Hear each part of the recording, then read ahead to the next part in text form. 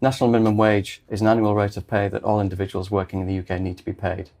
The rate is set annually every April by the government and by the Low Pay Commission, and it's applicable to different age rates. I'm here today with Kyle Newton, head of our National Minimum Wage service here at ASITS.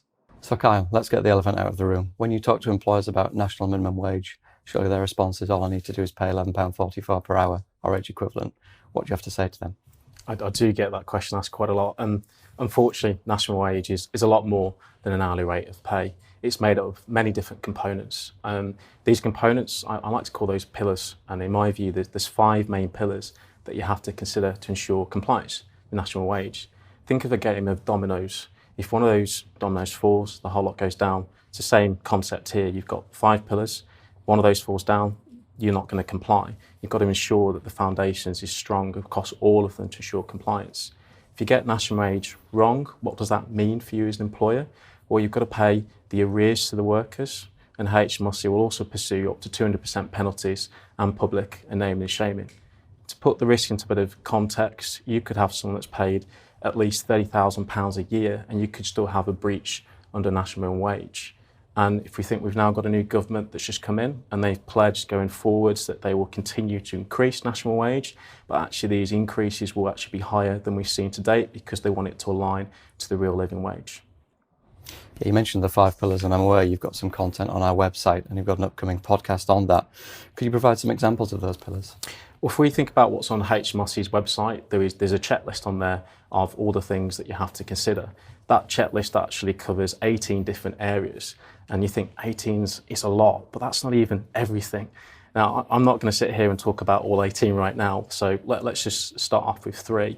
The first one for me would be on salary sacrifice. And if you think of a salary sacrifice, you are reducing someone's pay. For national wage purposes, after that salary sacrifice has been taken, they've got to be paid at least that level. The next one for me would be deductions. So if you take pay from someone through payroll and that is contributing towards your cost as an employer, or you can use the funds freely. In other words, it's not going across to a third party, then that pay will be reduced for national wage purposes. Similarly, think about an expense that a worker could incur. So the prime example that HMRC go after is uniform. So that's not just, they've got a logo on there, that's any form of clothing they're required to wear at work. And that cost they incur is treated the same as a deduction or the salary sacrifices that we talked about. It reduces the pay. Now, the final one for me on these 3 would be working time.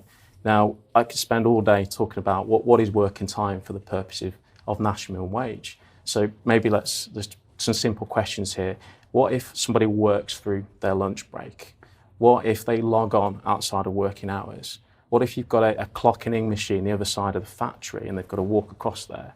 What if they've got to change into clothing before they start the shift? Or if they have to stay behind there's a till misbalance, something like that. That gives you a flavour of some of the areas that you have to consider. If I did have a 4th, it would be apprentices, but maybe that's one for another time. It all sounds very complex, but the revenue going into the detail here, is this a proper risk for businesses or more of a theoretical one? It's 100% a real risk, and it's due to all the HMRC strands of enforcement. You've got 400 dedicated officers across the country that are solely focused on national minimum wage. And at the last published figures, there's over £27 million of enforcement budget that HMRC has. If we look at each of the different strands of enforcement, this kind of spans a difference. You've got a regional focus, you've got a focus specific on large business, you've got sector-based targeting, and you've got this Check Your Pay campaign, which is all part of the HMRC Promote team focused on workers. This is about encouraging workers to whistleblow, either direct to HMRC or to ACAS. And there's lots of different ways they do this. So they've got text message campaigns, which is just utilising what they already hold, say, for those on benefits. You've got letters going out to workers, even enlisting so-called celebrities. So Martin Lewis was out there saying, check that you've got what you're being paid and owed to you. So there's a whole raft of information intel that HMRC gather that they then use to then open inquiries on employers. Okay. You mentioned HMRC have got a regional enforcement programme, or as they call it, an education programme. Can you expand on that a little more and what that means for employers? Yeah, so this is a three-tiered approach, and it's currently across 11 geographic locations. To give an example of some of those regions, the latest is the Northeast, and that was the first one that specifically looked at a region. All the rest were cities. So locally, where I'm based, you've got Bradford, you've had Birmingham, you've had Cardiff, you've got Watford, Glasgow, Liverpool. There's a whole different range across the UK at the moment where it's focused on. And so it's three-tiered approach, 3 different letters that get sent out. So if an employer receives a letter from HMRC, what would you recommend they do? It depends which letter they receive. So if you kind of briefly run over what each of them are, the first one is a nudge letter. It basically says, ask an employer, have you paid your workers national wage? It appears entirely innocent. And I've even had employers turn around to me and say, I chucked it in the bin because it wasn't telling me to do anything.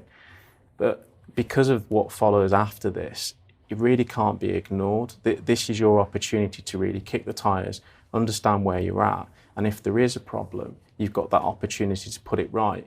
Why would you do that? Because you remove that risk of the 200% penalties.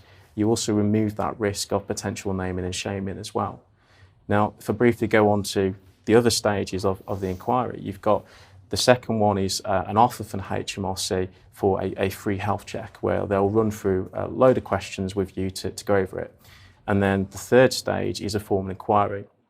And HMRC published in one of their bulletins in December 2023 that if you do not take us up on the offer of this free health check, we will open a formal inquiry. Thank you very much, Kyle.